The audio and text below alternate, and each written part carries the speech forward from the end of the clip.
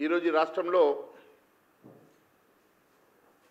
గౌరవ ముఖ్యమంత్రి గారు పదే పదే ఈ రాష్ట్రం దివాలా తీసిందని రాష్ట్రంలో అప్పు పుడతలేదని చెప్పి పదే పదే మాట్లాడడం వెనుక ఆంతర్యం ఏందని చెప్పి ప్రశ్నిస్తున్నాం. ఇదంతా కూడా ఒకవైపు ప్రజల్ని ప్రిపేర్ చేస్తూ మరోవైపు ఉద్యోగుల మీదకి రిటైర్డ్ ఉద్యోగుల మీదకి ప్రజల్ని ఉసగొల్పుతున్నటువంటి పరిస్థితి చూస్తుంటే ముఖ్యమంత్రి గారు దీని వెనుక ఒక పెద్ద స్కెచ్ చేసినట్టుగా ఒక పకడ్బందీ ప్లాన్ తోటి ఒకవైపు ఉద్యోగస్తుని బ్లాక్మెయిల్ చేస్తూ భయపెడుతూ మరోవైపు ప్రజల్ని ఆర్థిక ఇబ్బందులు ఉన్నాయని చెప్పేసి ప్రిపేర్ చేస్తూ ఇచ్చిన హామీలు ఎగవేసేందుకు సంక్షేమ కార్యక్రమాలు ఎత్తేసేందుకు పెద్ద ఆలోచన చేస్తున్నట్టుగా స్పష్టమవుతున్నది. రేవంత్ రెడ్డి గారు ఏది చేసినా హోంవర్క్ చేస్తాడు. దీని వెనుక పెద్ద హోంవర్క్ ఉన్నది.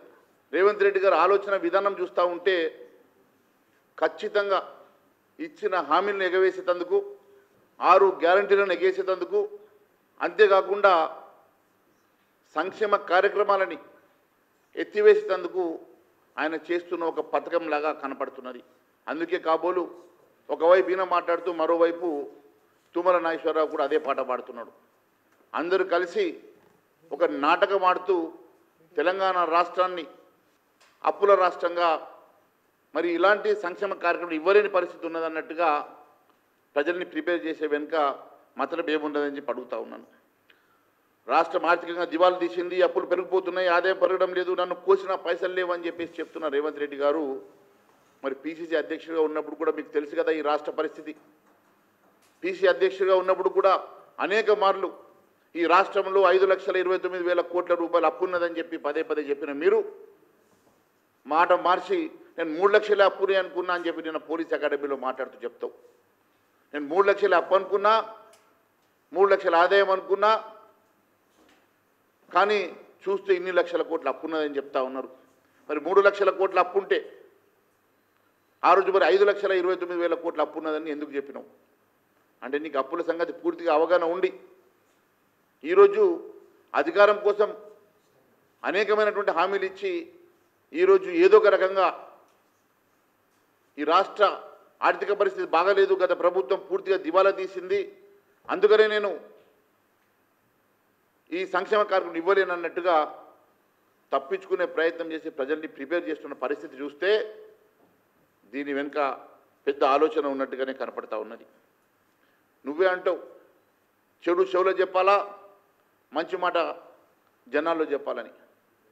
మరి ఈరోజు అదే చెడు నీవు చెప్పాలనుకునేది వారిని అక్కడ ఉన్నటువంటి జేసీ నాయకులు పిలిచి మాట్లాడవచ్చు కదా.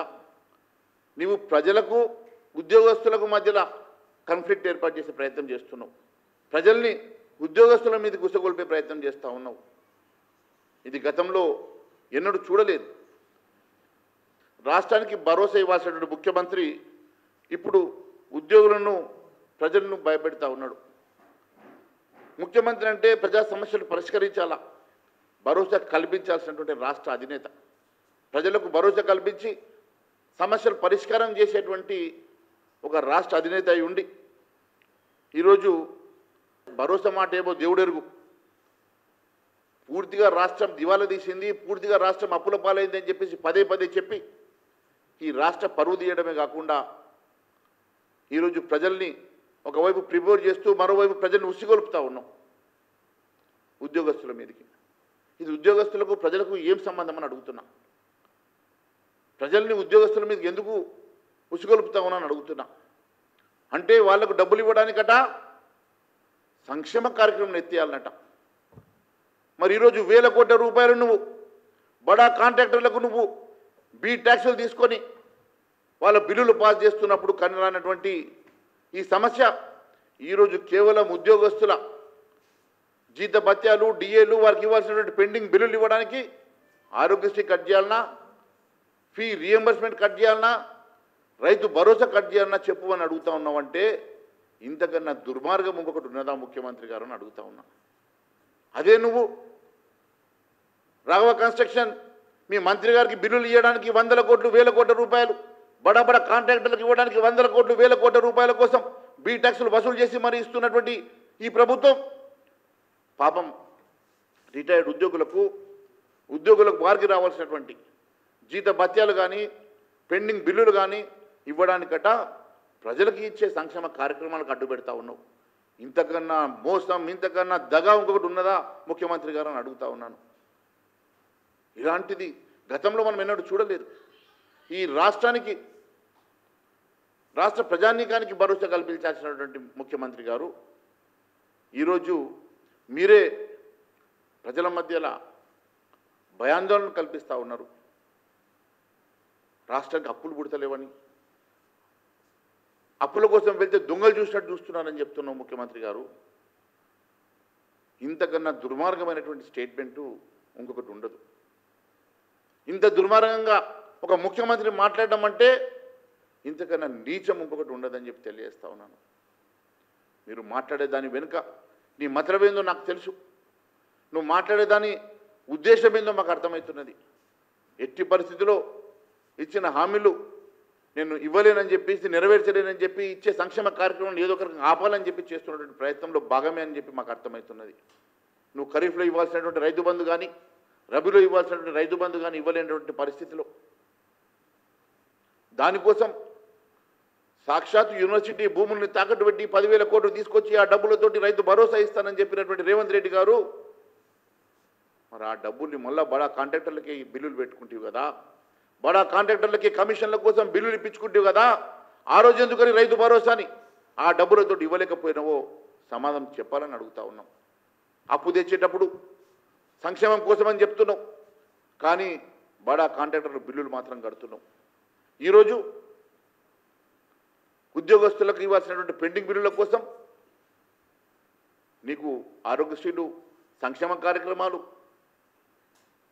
ఇవన్నీ గుర్తొస్తూ ఉన్నాయి. అదే బడా కాంట్రాక్టర్ల బిల్లుల విషయంలో మరి ఇవెందుకు అడ్డం వస్తలేవని చెప్పి నేను ప్రశ్నిస్తూ ఉన్నాను. అంతేకాదు అనేక సందర్భాల్లో అనేక వేదికల మీద ఆయన రాష్ట్ర అప్పుల విషయమే మాట్లాడుతున్నావు కదా.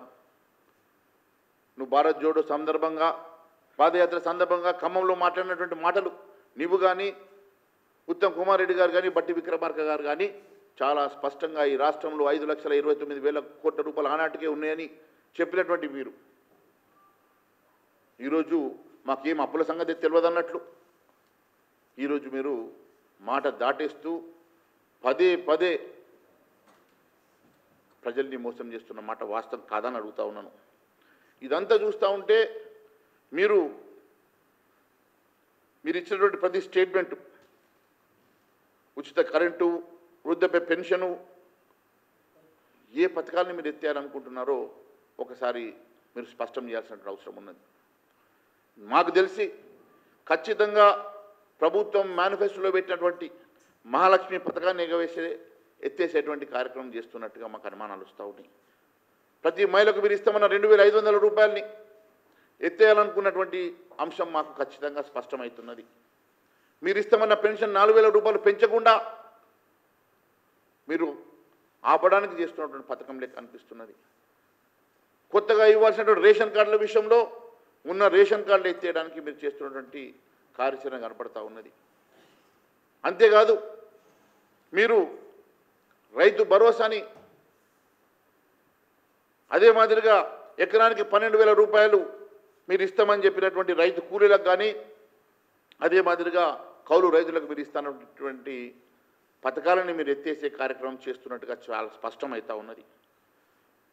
అంతేకాదు 500 బోనస్ కానీ, లేకుంటే ఇందిరమ్మ ఇళ్లను నడబంతరం చేసే విధంగా మీరు ఇచ్చిన 6 గ్యారెంటీలు కానీ, అనేకమైనటువంటి సంక్షేమ కార్యక్రమాలని మీరు కోత విధించే కార్యక్రమం కోసమే ఈరోజు పదే పదే ఆర్థిక సంక్షోభాన్ని ముందేసుకొని, ఆర్థిక సంక్షోభం వల్ల నేను చేయలేకపోతున్నామని చెప్పి సింపతి మాటలు మాట్లాడే ప్రయత్నం చేస్తున్నట్టు కనపడతా ఉన్నది.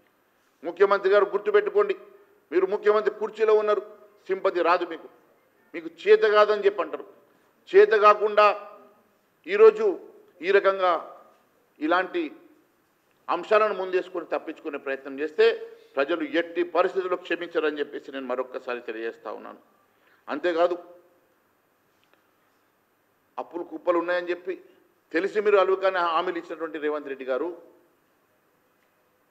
మీరు ఇదే బాట అవలంబించేసి ప్రయత్నం చేసి ఏదో ఒక రకంగా ఇవన్నీ తప్పించుకునే ప్రయత్నం చేస్తే ఖచ్చితంగా భారతీయ జనతా పార్టీ తరఫున ప్రజా ఉద్యమం మేము చేస్తామని, ప్రజా ఉద్యమంలో ప్రజలే మీకు బుద్ధి చెప్పే విధంగా ప్రజా ఉద్యమాన్ని మేము లీడ్ చేస్తామని కూడా నేను ఈ ముఖంగా మీకు తెలియజేస్తా ఉన్నాను. అంతేకాదు ఈరోజు ఈ రాష్ట్ర పరిస్థితి, రాష్ట్ర ఆర్థిక పరిస్థితి దివాలా తీయడానికి కేసీఆర్ ప్రభుత్వం ఎంత కారణమో, రాష్ట్రం అప్పులో ఉందని తెలిసి కూడా అలవికాని హామీలు ఇచ్చి ఈరోజు మళ్ళీ ప్రజల్ని మోసం చేయడం కూడా అంతే తప్పు. ఇది మొదటి దోషి, మొదటి ముద్దాయి కూడా ఈ ద్రోహం కాంగ్రెస్ పార్టీ అని చెప్పి మేము తెలియజేస్తా ఉన్నాం.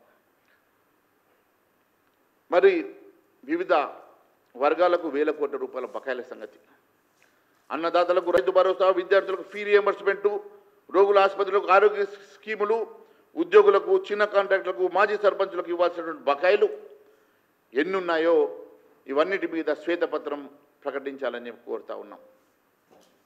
అంతేకాదు ఇప్పటి వరకు ఏ కాంట్రాక్టర్కి ఎన్ని కోట్ల రూపాయలు మీరు బకాయిలు చెల్లించారు దాని మీద కూడా శ్వేతపత్రం డిమాండ్ చేస్తూ ఉన్నాం. మీరు ఇవ్వాల్సినటువంటి అనేకమైనటువంటి సంక్షేమ కార్యక్రమాలకు, బకాయిలకు, ఆరోగ్యశ్రీ, ఫీ రియంబర్స్మెంటు, రైతు భరోసా, అంతేకాకుండా చిన్న ఉద్యోగస్తులకు ఉన్నటువంటి పెండింగ్ బిల్సు, చిన్న కాంట్రాక్టర్లకు, మాజీ సర్పంచులకు మీరు ఇవ్వాల్సినటువంటి బకాయిలు ఎన్ని పే చేశారు, ఆ బకాయిలు అదే మాదిరిగా బడా కాంట్రాక్టర్లకు మీరు ఏ రకంగా బీ ట్యాక్సులు వసూలు చేసి మరి వారి బిల్లులు క్లియర్ చేశారో దీని మీద ఒక శ్వేతపత్రం విడుదల చేయాలని చెప్పేసి మేము డిమాండ్ చేస్తూ ఉన్నాం. అంతేకాదు ఈరోజు ఫీ రియంబర్స్మెంట్ పే చేయలేక విద్యార్థుల పరీక్షలు కూడా పోస్ట్పోన్ అయ్యేటువంటి దుస్థితి రాష్ట్రంలో గతంలో ఎన్నడూ చూడలేదు. ఈ భారతదేశంలో ఏ రాష్ట్రంలో కూడా ఇంతటి దౌర్భాగ్యమైనటువంటి పరిస్థితి ఉండదు. మీరు ఒక్కసారి ఆలోచన చేయండి. ఫీ రియంబర్స్మెంట్ బకాయిలు చెల్లించకపోవడంతో డిగ్రీ, పీజీ వార్షిక పరీక్షలు సకాలంలో జరగకపోవడంతో ఇటు విద్యార్థులు, కాలేజీ యాజమాన్యాలు ఇబ్బంది పడుతున్న మాట వాస్తవం కాదని అడుగుతున్నా. ఉద్యోగస్తులకు ఇవ్వాల్సిన బకాయిలు పెండింగ్లు పెట్టడం వల్ల వారంతా అవస్థలు పడుతున్న మాట వాస్తవం కాదని అడుగుతా ఉన్నాను. చిన్న కాంట్రాక్టర్లు, మాజీ సర్పంచులకు ఇవ్వాల్సిన బిల్లులు చెల్లించకపోవడంతో వారంతా అప్పుల ఊబిలో కూరుకుపోతున్న మాట వాస్తవం కాదని అడుగుతా ఉన్నాను. మరి ఇలాంటి వాటి మీద బిల్లుల చెల్లింపులపైన శ్వేతపత్రం ఖచ్చితంగా విడుదల చేయాల్సిందిగా మేము డిమాండ్ చేస్తున్నాం.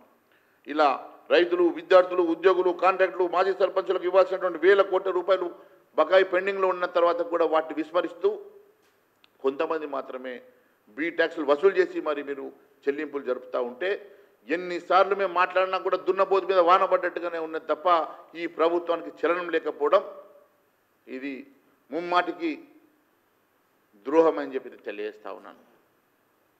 అంతేకాదు ఇవన్నిటి మీద కూడా చాలామందికి ఈ బకాయిలు రాష్ట్ర ప్రభుత్వం ఎలా తీరుస్తుందో అన్న సందేహాలు ఏర్పడుతున్నాయి. ఈ రాష్ట్ర ప్రభుత్వం ఏ రకంగా ఈ పెండింగ్ బిల్స్ని పూర్తి చేస్తుందో అన్న చెప్పి అనుమానాలు కూడా కలుగజేస్తూ ఉన్నాయి. వివిధ వర్గాలకు ప్రభుత్వం ఎంత మేరకు బాకీ పడిందో మరి 15 నెలల్లో ఇప్పటివరకు మీరు ఎంత చెల్లించారో కూడా స్పష్టత ఇవ్వాల్సిందిగా మేము కోరుతా ఉన్నాం. ఇదంతా చూస్తూ ఉంటే ఇప్పుడు రబీ సీజన్ కూడా ముగుస్తున్నది. రైతు భరోసా మీద పూర్తిగా అందరికీ కూడా ఇప్పటివరకు చెల్లింపులు జరగకపోవడంతో రైతులు ఎక్కడ బాకీలు తెచ్చుకోవాలన్నా తెలియక అధిక వడ్డీలకు బాకీలు తెచ్చుకొని బాకీల పాలవుతున్న సంగతి నేను తెలియజేస్తూ ఉన్నాం. ఇటు ఒకవైపు బ్యాంకుల్లో కూడా వారికి రుణాలు దొరకక ఈరోజు మీరు ఇస్తామన్నటువంటి భరోసా సమయానికి రాక ఈరోజు పూర్తిగా రైతాంగం ఇబ్బంది పడుతున్న సంగతి నేను మరొకసారి గుర్తు చేస్తూ ఉన్నాం. అంతేకాదు ఈరోజు ఈ రాష్ట్రంలో విద్యార్థుల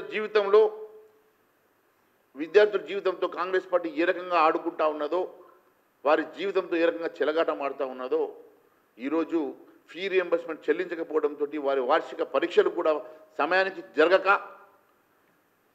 డిగ్రీ పీజీ చెందినటువంటి విద్యార్థులు ఈరోజు ఇబ్బంది పడుతూ ఉంటే మరోవైపు మేనేజ్మెంట్ కూడా ఇబ్బంది పడుతున్నటువంటి సందర్భం కనబడతా ఉన్నది. ఒకవైపు బాసరలో IIITలో మీరు చూస్తూ ఉంటే కాంట్రాక్ట్ ఉద్యోగస్తులు పిహెచ్డి చదువుకొని ప్రొఫెసర్లుగా అసోసియేట్ ప్రొఫెసర్లుగా పనిచేస్తున్నటువంటి అనేక మంది గత నెల రోజుల నుంచి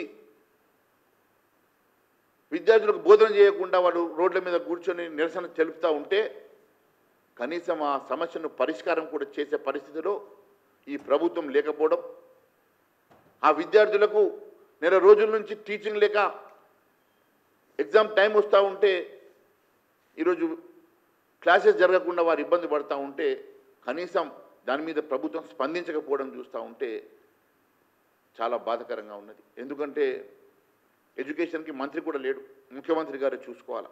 మరి ముఖ్యమంత్రి గారి దృష్టికి వచ్చిందో లేదో IIIT అసోసియేట్ ప్రొఫెసర్లు రోడ్ల మీద మొదటిసారి రోడ్ల మీద కూర్చొని వారి జీతాల కోసం అడుక్కునే దుస్థితి ఈరోజు వచ్చిందంటే ఇంతకన్నా బాధ ఇంకొకటి లేదని చెప్పి తెలియజేస్తా ఉన్నాను. మరి దాదాపుగా ప్రైవేట్ కాలేజీలకు చెల్లించాల్సినటువంటి 7,000 కోట్ల రూపాయలు వెంటనే చెల్లించాలని చెప్పేసి, లేని పక్షంలో మేము పరీక్షలు నిర్వహించమని చెప్పి యాజమాన్యాలు చెప్తా ఉంటే బిక్కుమంటూ విద్యార్థులు ఈరోజు గోచపడతా ఉన్నారు. మరి ఇలాంటి విద్యార్థులకు ఇవ్వాల్సినటువంటి ఫీ రియంబర్స్మెంట్లు, ఆరోగ్యశ్రీ మొన్ననే మీరు చూసినారు, ఆరోగ్యశ్రీలో జనవరి 10వ తారీఖు నుంచి 10 రోజుల పాటు సేవలు నిలిపివేస్తే వారిని పిలిపించుకొని మాట్లాడి వారి పెండింగ్ బిల్స్ అని క్లియర్ చేస్తామని చెప్పి మీరు మాట ఇచ్చి మరి మాట తప్పడంతో మళ్ళీ వాళ్ళు ఇంకో 15 రోజుల్లో మళ్ళీ సమ్మె వెళ్ళడానికి వారు మళ్ళీ ఇదే రకంగా నిరాకరణ చేసే విధంగా వారు నిర్ణయం తీసుకునే పరిస్థితి ఉంటే దాని మీద కూడా ఆరోగ్యశ్రీ మీద కూడా స్పష్టత ఇవ్వడం లేదంటే ఈరోజు ఈ రాష్ట్ర ఆర్థిక పరిస్థితి ఏ రకంగా ఉన్నదో, మీరు ఏ రకంగా డిసిప్లిన్ లేకుండా ఈ ఆర్థిక పరిస్థితిని గాడి తప్పిందో, ఏ రకంగా ఈ రాష్ట్ర ఆర్థిక పరిస్థితితోటి మీరు ఆటలాడుకుంటా ఉన్నారో స్పష్టమవుతా ఉన్నది. నేను ఒకటే అడుగుతా ఉన్నాను, ఈ ఆవేదన గతంలో అనేక సార్లు కాలేజ్ యాజమాన్యాలు పోయి చెప్పుకున్నా మీకు చీమ కొట్టినట్టు కూడా లేకపోవడం, ఈరోజు పరీక్షలు వాయిదా పడ్డా కూడా మీరు దాని విషయంలో కూడా పట్టించుకోకుండా విద్యార్థుల జీవితాలతో ఆటలాడుతూ ఉంటూ వారి సమస్య పరిష్కారం కోసం వారికి డబ్బులు విడుదల చేయకపోవడం వెనుక మరి మతలబేందో. కానీ సమయానికి బడా బాబులకు మాత్రం మీరు పెద్ద బిల్లులు రిలీజ్ చేయడం, మీ మంత్రులకు సంబంధించినటువంటి కంపెనీలకు సైతం ఈరోజు 100 కోట్ల రూపాయలు మీరు ప్రియారిటీ బేసిస్ మీద బిల్లులు ఇవ్వడానికి 100 కోట్ల రూపాయలు మీ దగ్గర ఉంటాయి. కానీ ఫీ రియంబర్స్మెంట్ కోసమో ఆరోగ్యశ్రీ పథకాల కోసమో మీకు డబ్బులు చెల్లించడానికి నిధులు లేవనడం వెనుక ఆంతర్యం ఏమున్నదని చెప్పి అడుగుతా ఉన్నాం. మాజీ సర్పంచుల బిల్లులు ఏడాది దాటినా ఇంకా లేదని చెప్పి 20% కమిషన్ అడుగుతున్నట్టుగా మాకు ఆరోపణలు వస్తున్నాయి. చివరకు ఏ పరిస్థితి అంటే చిన్న కాంట్రాక్టర్లు పోయి సెక్రటేరియట్ ఉప ముఖ్యమంత్రి గేటు ముందు ధర్నా చేసేటువంటి సిచ్యువేషన్ వచ్చిందంటే గతంలో ఎన్నడూ విననటువంటి చిన్న కాంట్రాక్టర్లు సెక్రటేరియట్ పోయి ఉప ముఖ్యమంత్రి గేటు ముందు ధర్నా చేసి 20% కమిషన్ గవర్నమెంట్ అని స్లోగన్ ఇచ్చేటువంటి దుస్థితికి ఏర్పడ్డదంటే ఇంతకన్నా నీచంగా ఘోరమైనటువంటి ప్రభుత్వం గతంలో ఎన్నడూ మేము చూడలేదని చెప్పి తెలియజేస్తా ఉన్నాం. మరి వారికి ఇవ్వాల్సినటువంటి చిన్న బిల్లులు, మాజీ సర్పంచుల కోసం ఒక 1000 కోట్ల రూపాయలు కేటాయించలేని ప్రభుత్వం, చిన్న కాంట్రాక్టర్ల కోసం 1500 కోట్ల రూపాయలు కేటాయించలేని ప్రభుత్వం బడా కాంట్రాక్టర్లకు మాత్రం 1000 కోట్ల రూపాయలు ఇస్తూ ఉన్నది. నేను ఒకటే అడుగుతా ఉన్నాను, ఈరోజు రాష్ట్ర వ్యాప్తంగా మొన్న కూడా GHMC పరిధిలోని కాంట్రాక్టర్లు 1100 కోట్ల రూపాయలు బకాయిలు ఉన్నాయి చెల్లించాలని చెప్పి ఇద్దరు కాంట్రాక్టర్లు కూడా కిరోసిన్ పోసుకొని నిప్పంటించుకునే ప్రయత్నం చేస్తే సహచర కాంట్రాక్టర్లు కాపాడిన మాట కూడా గుర్తు చేస్తూ ఉన్నా. ఒకవైపు మాజీ సర్పంచులు, మరోవైపు చిన్న కాంట్రాక్టర్లు, GHMCలో ఉన్నటువంటి చిన్న కాంట్రాక్టర్లు కూడా ఈరోజు రాష్ట్ర ప్రభుత్వం నిలదీసి సెక్రటేరియట్ సాక్షిగా ధర్నా చేసేటువంటి పరిస్థితి వచ్చినా కూడా మీకు చీమ కొట్టినట్టు కూడా లేకపోవడం, ఇదంతా చూస్తూ ఉంటే మరి ఈ ప్రభుత్వాన్ని మీరు ఏ రకంగా నడుపుతా ఉన్నారో, ఈ ప్రభుత్వం ఏ రకంగా ఆర్థికంగా గాడి తప్పిందో ఈ రాష్ట్ర ప్రభుత్వానికి, రాష్ట్ర ప్రజలకు అర్థమవుతున్న సంగతి నేను తెలియజేస్తా ఉన్నాను. ఉద్యోగ ఉపాధ్యాయ సంఘాల జేఏసీ నేతలు సీఎం ఉప ముఖ్యమంత్రి బట్టి విక్రమార్క గారిని కలిసినప్పుడు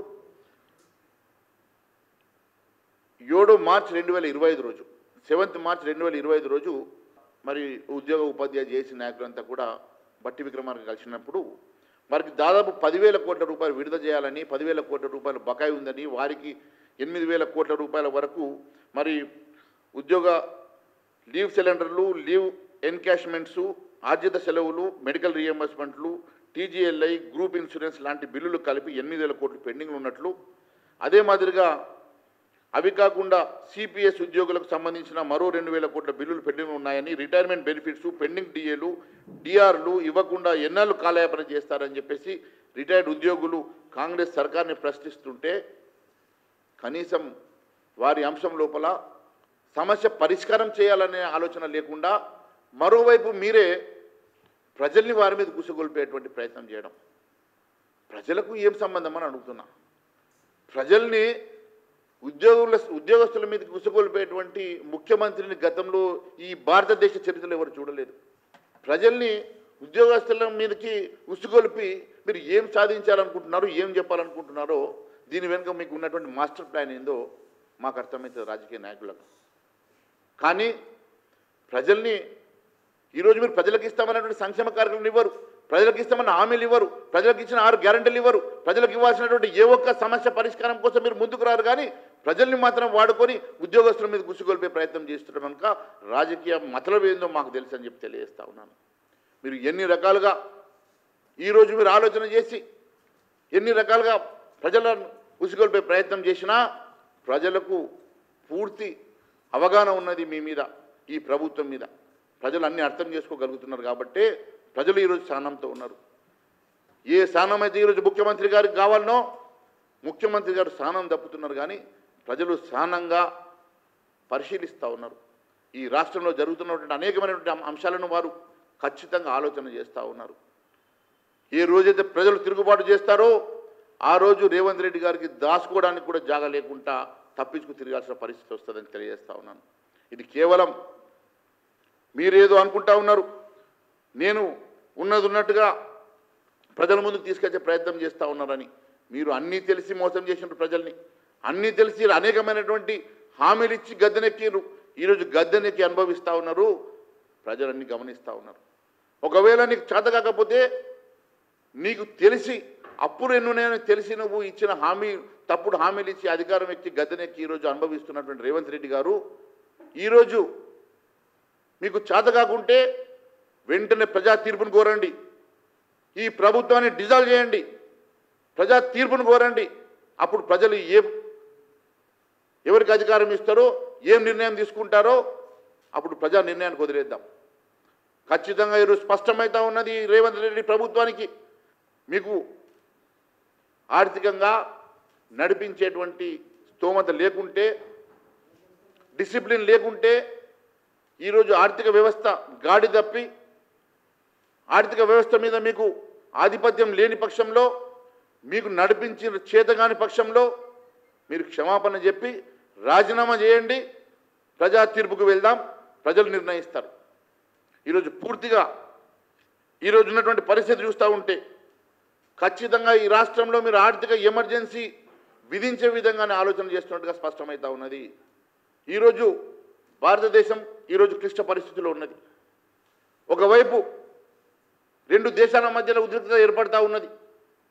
రేపు ఏదో రకంగా వారు మొదలైపోతే వారిని అడ్డం పెట్టుకొని మరింక ఆర్థిక సంక్షోభాన్ని చూపించి మీరు ఫైనాన్షియల్ ఎమర్జెన్సీ పెట్టే ఆలోచన చేస్తున్నట్టుగా స్పష్టమవుతున్నది.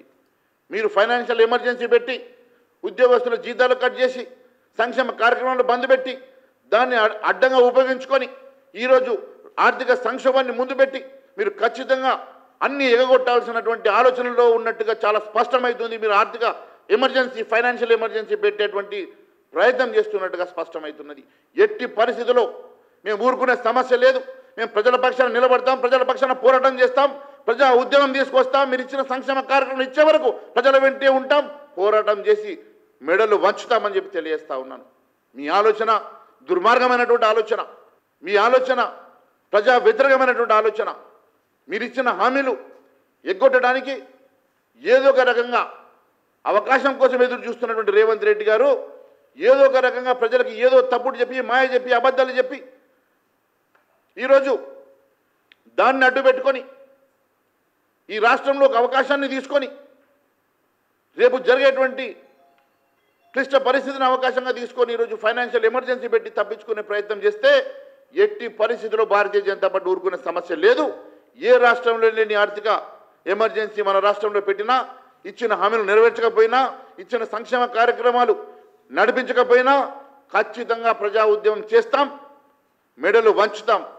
చేత కాకుంటే రాజీనామా చేయండి, ప్రజా తీర్పు కోరండి. కానీ మీరు ఈ రకంగా తప్పించుకునే ప్రయత్నం చేస్తే ఎట్టి పరిస్థితుల్లో భారతీయ జనతా పార్టీ చూస్తూ ఊరుకోదు. మేము కూడా ప్రజా ఉద్యమంలో పాల్గొంటామని తెలియజేస్తా ఉన్నాను. ఉద్యోగులు ఎవరి మీద యుద్ధం ప్రకటిస్తారు? ఈరోజు మాట్లాడితే మీరు ఉద్యోగులు ఉద్యమం ప్రకటిస్తారంటున్నారు. ఉద్యోగులు ఎందుకు ఉద్యమం ప్రకటిస్తారు? వారి సమస్యలు ఎవరికి చెప్పుకుంటారు? ముఖ్యమంత్రి గారికి చెప్పుకుంటారు. దాన్ని నువ్వు సమయంగా పాటించి సమస్య పరిష్కారాన్ని దిశగా మీరు చర్చలు జరపాలి తప్ప ఈరోజు దీన్ని ప్రజలకి అంటగట్టేసి ఈ సంక్షేమ కార్యక్రమం అంటగట్టేటువంటి ప్రయత్నం చేయడం చూస్తూ ఉంటే ఇది దుర్మార్గమైనటువంటి ఆలోచన. అంతేకాదు ఈరోజు రాష్ట్రం అప్పుల్లో కూరుకుపోయిందని వివిధ వర్గాలకు ఇవ్వాల్సిన బకాయిలు ఎగ్గొట్టి ఆర్థిక ఎమర్జెన్సీ విధించే పరిస్థితికి వస్తే భారతీయ జనతా పార్టీ ఖచ్చితంగా ప్రజా ఉద్యమం వైపు నడుస్తుంది. ప్రజల్లోకి వెళ్ళి మీరు ఇచ్చిన హామీల కోసం, నడిపించే సంక్షేమ కార్యక్రమాల కోసం ఖచ్చితంగా పోరాటం చేస్తుంది. ఎట్టి పరిస్థితుల్లో మీరు బకాయిలు చెల్లించడానికి, ఈరోజు పెండింగ్లో ఉన్నటువంటి బకాయిలన్నీ చెల్లించడానికి చర్యలు తీసుకోవాలా. ఇప్పటి వరకు దాని మీద ఎన్ని బకాయిలు చెల్లించారో వాటి మీద శ్వేతపత్రం విడుదల చేయాలా.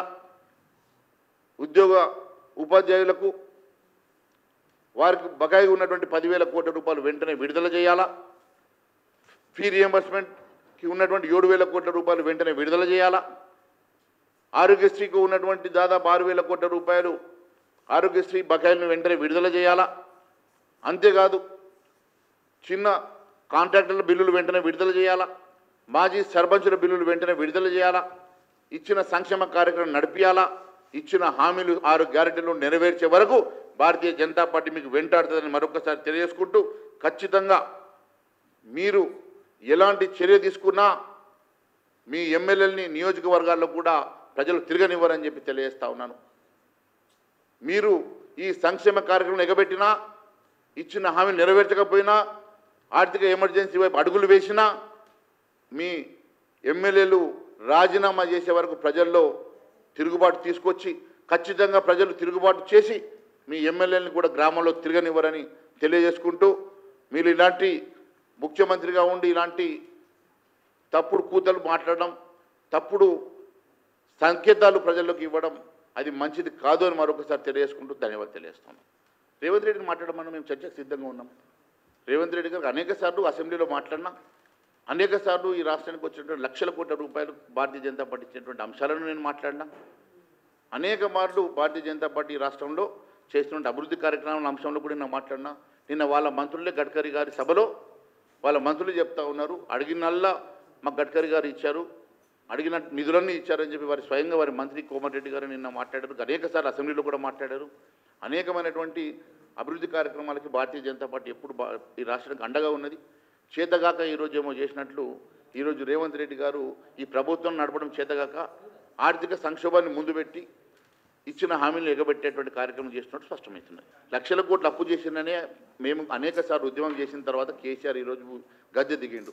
ఈరోజు గద్దెనెక్కి ఈ అంశాలు తెలిసి లక్షల కోట్ల అప్పు ఉన్నదన్న అంశాలు తెలిసి ఈరోజు అనేకమైనటువంటి అమలు కానిటువంటి హామీలు, అమలుకు నోచుకునేటువంటి హామీలు ఇచ్చి గద్దెనెక్కినటువంటి రేవంత్ రెడ్డి మరి ఉన్నటువంటి సంక్షేమ కార్యక్రమాన్ని నడిపిస్తలేడు, లేనటువంటి ఎన్నో అనేకమైనటువంటి అంశాల గురించి మాట్లాడతలేడు. ఈరోజు ఆర్థిక సంక్షోభాన్ని ముందు పెట్టి తప్పించుకునే ప్రయత్నం చేయడం ఇది నిజంగా ప్రజాద్రోహం అని తెలియజేస్తా ఉన్నాను.